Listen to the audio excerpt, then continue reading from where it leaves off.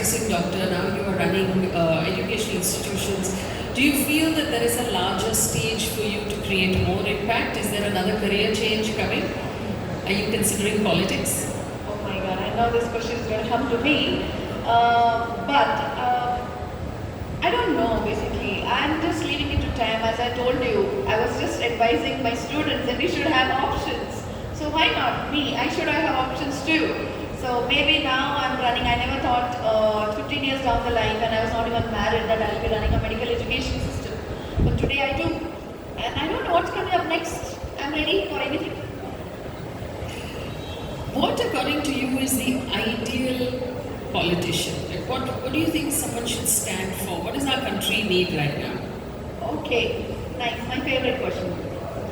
An ideal politician is finally a human being. Please remember that. That is number one.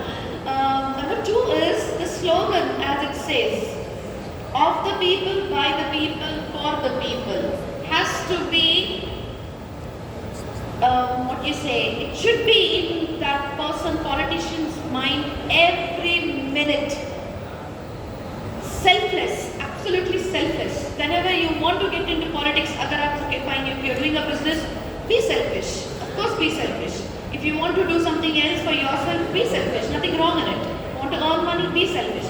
But the moment you are becoming a politician or getting into governance, you should come out of that self, be absolutely selfless, and think about just three of these things: that of the people, by the people, for the people.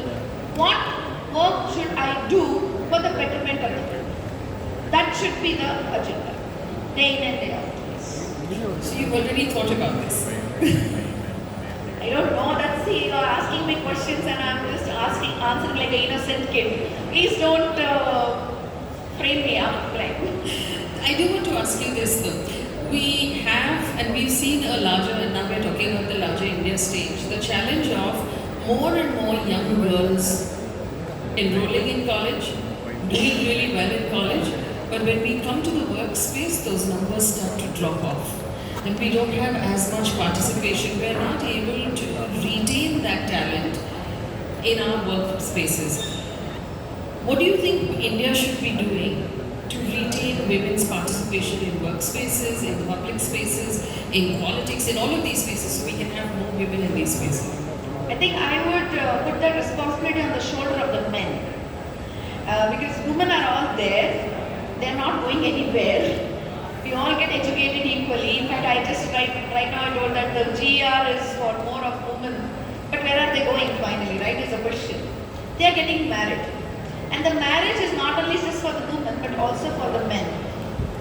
So the woman is getting married and the man is also getting married. So both should share the responsibility equally so that it just doesn't become a burden of a woman saying that, okay, I'll manage the house, you please take care of the job. But when it comes to pregnancy, unfortunately we can't share this responsibility. So we have to do it, but at the same time, of course, yes, being a father, the man should take equal concern about the baby. So this will help us women to manage or to participate more in job, in work. Yes. If there was one thing you could say to the women who are here from your experience, because you've done this, you've run a practice, now you run a business, you have children of your own, you've juggled all of these things. How do you manage all of these things together? First of all is confidence. And confidence comes with knowledge. And of course, represent yourself. Presentation is important also. So first, improve your knowledge. We girls or women, and I still I tell girls, women or whatever, we tend to focus. Sometimes we go out of focus. Sometimes, we start concentrating on our physical looks or saris and complexions and beauties. Sometimes we do something wrong, but that shouldn't be your priority. It doesn't matter how you are, whether you're fair, you're dark, you're tall, you're short, you're fat, you're thin. It doesn't matter. Your confidence matters. How you talk, how you present yourself, how, what content you have, that matters. So that is number one. Second thing is the health. The health part. Sometimes we women, we try to keep everything aside just to do our responsibilities, to do our duties, to take care of our kids, to mother-in-laws, father-in-law, husband, everything. We're trying, we always been givers. But finally, we forget to take care of ourselves.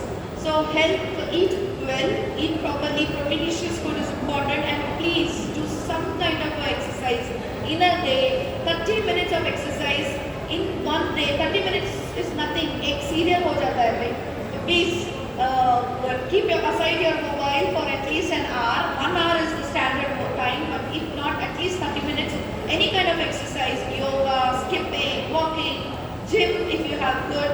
So please exercise. And yes, of course, last but not the least is have a positive attitude.